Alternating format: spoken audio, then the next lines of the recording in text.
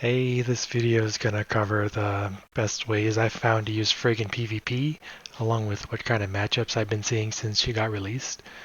I dropped my rank as low as possible to see how my strategies fared at the lower ranks, and I was able to get up to Commander within a few hours. I'm no PvP god, so I have a good feeling that anyone watching this video would be able to do the same. I'm just going to have some replays playing in the background.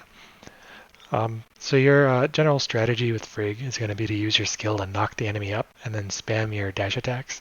Towards the start of the match, your skill isn't going to cover the whole arena, but when you use it towards the center, you should be able to hit people most anywhere they go. If you're right at the edge of your skill AoE, don't be afraid to dash outside of it once or twice to hit people who think they're safe. In a perfect world, you'll freeze the opponent at some point, and then you'll be able to hit him with a weapon discharge. If you're switching into Frigg, her discharge is kind of hard to hit on a mobile target, but it is sort of forgiving, so even if you don't hit them head on, sometimes you do get to deal the damage.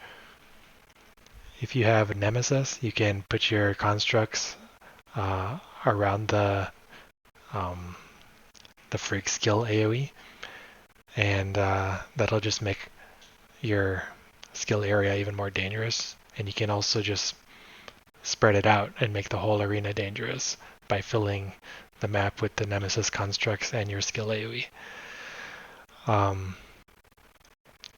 As the match goes on, the arena will become smaller and smaller, and that works to your advantage if you're playing Frigg, because then your skill AoE starts covering more and more of the total area, which is good for you usually.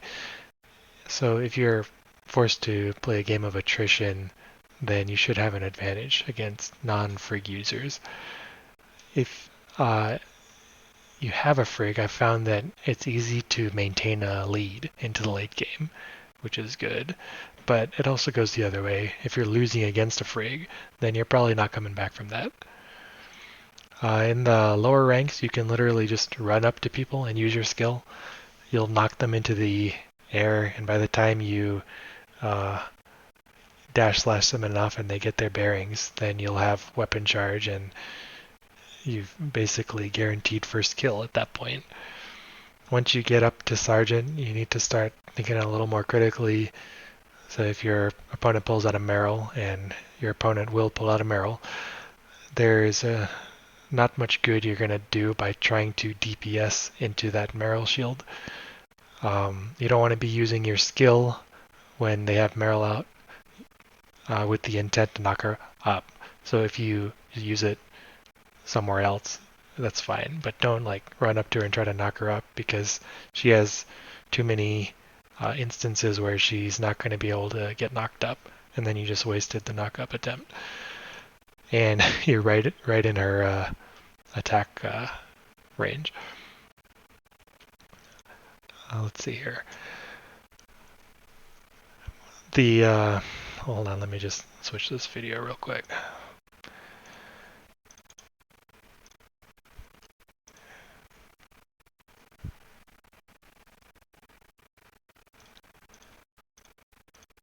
Alright, so the plus side is that if you're going against Merrill and you have Frigg, you can be defensive with it. So if Merrill's using her skill, you can usually just dash behind her, and then she wasted her skill. She'll usually get some damage off, like you'll see here, but you can usually come out ahead. Plus you'll have weapon charge, which is always good, and she won't have any. You can also escape Merrill's discharge if you anticipate it. It's crazy how fast you can move around in your AoE, and your AoE is much bigger than the Merrill discharge AoE. So what about Nemesis? Well, unlike Merrill, not everybody has Nemesis, but so many people use Nemesis that you might as well just assume that everyone has her. The best counter to a Nemesis is your own Nemesis. So if you don't have a Nemesis, I don't know what to tell you, because Nemesis is just that broken. Getting hit by the Nemesis slow is devastating. You would think that how mobile Frigg is would trump the slow orb that Nemesis shoots out, but that's not really the case. Even your dash is really slow. Um, and Nemesis is probably going to be your main annoyance just because she's able to uh, keep your mobility in check. And if she puts her constructs in your AoE, then sometimes you might not even want to be inside of it. Alright, so we established that basically all your opponents are going to have Meryl and Nemesis. And so it's really the third character that'll change things up. Unsurprisingly, a lot of people are going to use Frigg as their third character. So if you also have Meryl and Nemesis, you're just going to have a bunch of mirror matchups for the time being. Hold on, let me see if I need to switch this video out again. I need to figure out how to get these things to automatically switch.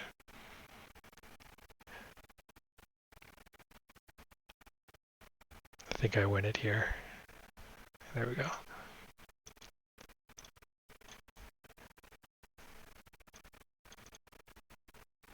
All right.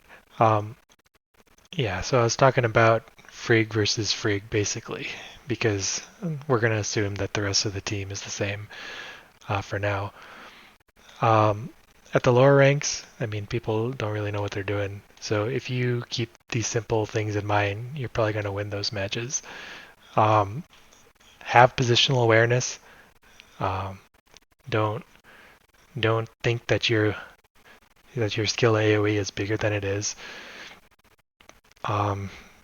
Your enemy Frigg is probably gonna forget whose Frigg skill AoE is whose.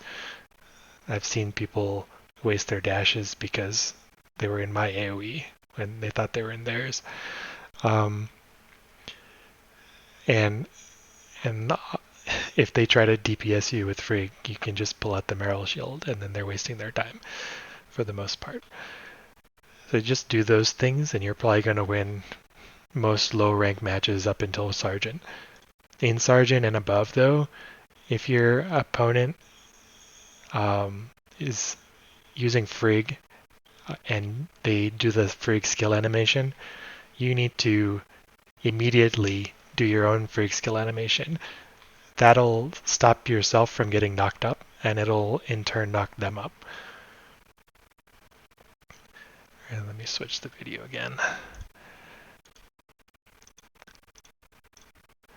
All right. Yeah. Also, if you're dueling Frigg as a Frigg, you need to look at your shields, because whoever has the lower shields in that instance is probably going to get their shield broken or come out at a severe disadvantage and then just get their shield broken right after that. If you do have the disadvantage there, you should probably just run out of the harm's way and wait for your Meryl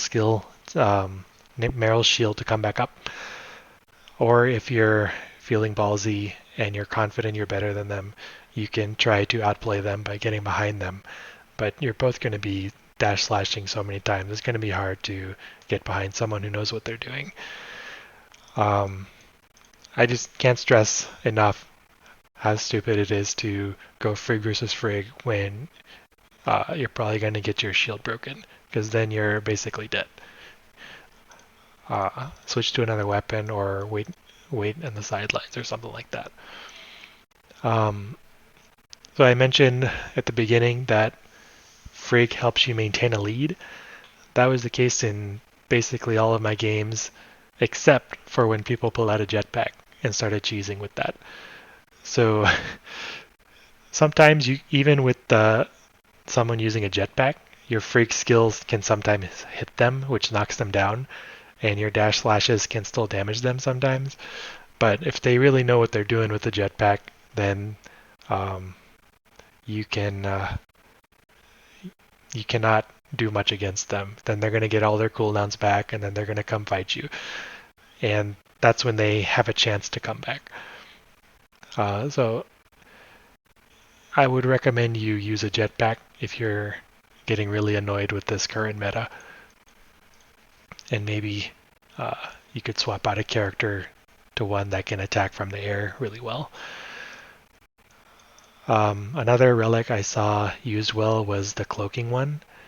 You can just use that towards the beginning, and if you are good at it, you can pretty much guarantee a knock-up with your Frigg skill, and that'll get you some free dash slashes, which will in turn give you the weapon charge advantage, which is a lot more important than you might think. You might think, okay, you got 3 or 4 dash slashes that didn't do much damage to him or the shields, but that weapon charge is important because if you can hit them with a discharge faster, then I mean that's just a huge bonus.